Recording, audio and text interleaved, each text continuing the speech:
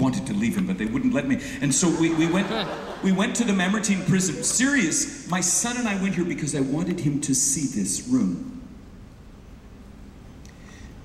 Right above the door there, it says back up one more if you would. It says the prison of Paul and Peter, because they actually believe in history, both the Apostle Paul and the Apostle Peter were in this prison. Not probably at the same time, but they were both held there.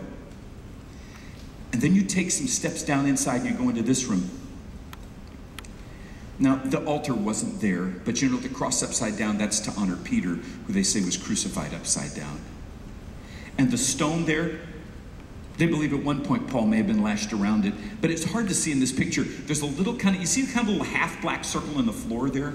It's a full circle where Paul probably would have been let down by this old 70-year-old, nearly blind guy being let down into this hole, because down in the bottom in the cesspool down there was where they put the prisoners that they wanted to have the roughest time. And Paul would have been down there in that hole with his back against a wall and waiting for somebody to pass to him a small piece of papyrus that he might unroll and then take a little marker and begin to write with it in large. He says, look at the large letters I write. He wasn't bragging. He was saying, look how big I have to write because I can barely see. And what he wrote was, for your sake I endure everything.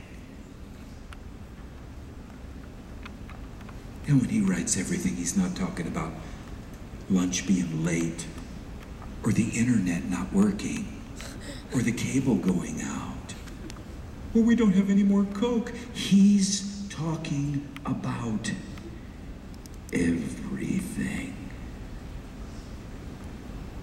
One more step, one more beating, one more scourging, one more. Why? Because he says, I've got to ask you to do it too. So we finish with this text. 2 Timothy, Paul now saying this to us. Ladies, will you read the white? Guys, will you read the yellow? Here we go.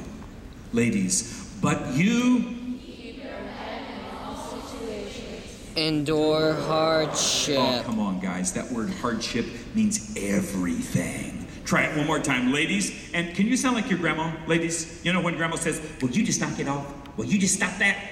This is a command, but you keep your head in all situations.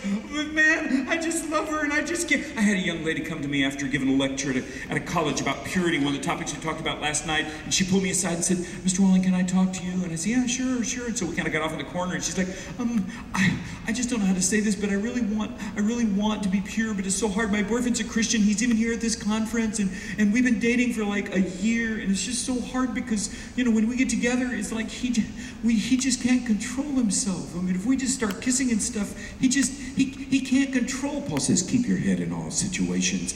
I wanted to say to her, sweetheart, are you saying he can't control himself? Yes. I wanted to tell her that the Greek word for that is baloney. He can control himself.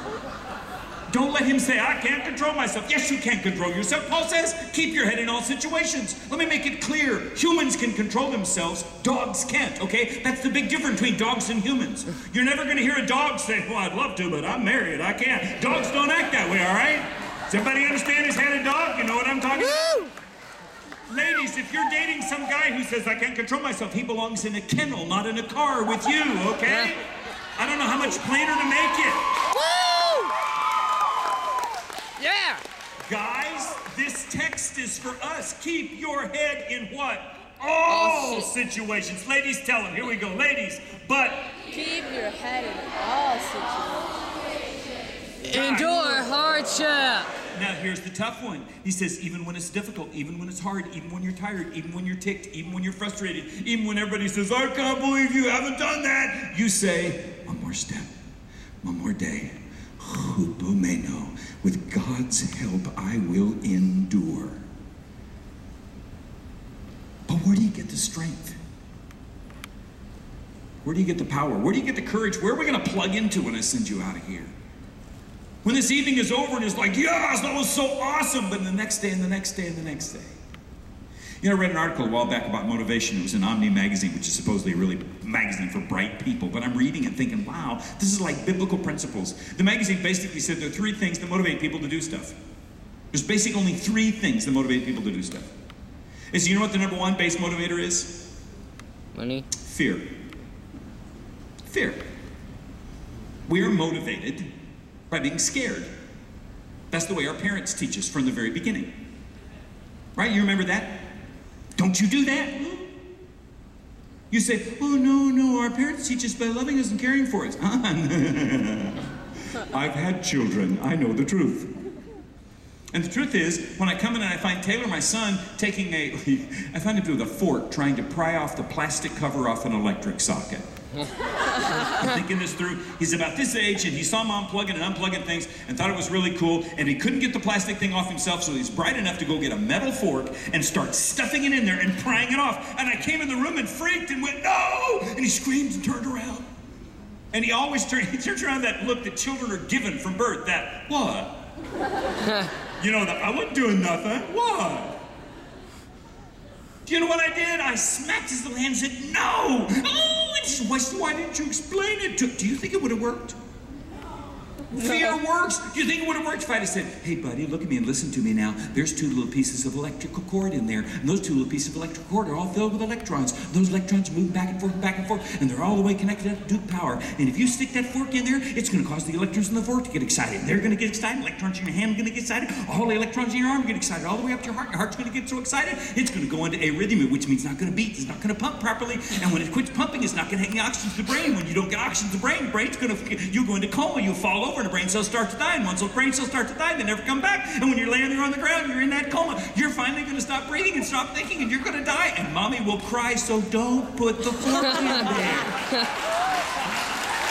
Let me make clear, that would not have worked, okay? But you know what did? No. And he was scared. And I was happy. Because I wanted him to experience fear in a proper way. You say that's sick. No, actually, it's biblical. Proverbs chapter 1 and verse 7. The fear of the Lord. Say it with me. The fear of the Lord is the beginning of knowledge. But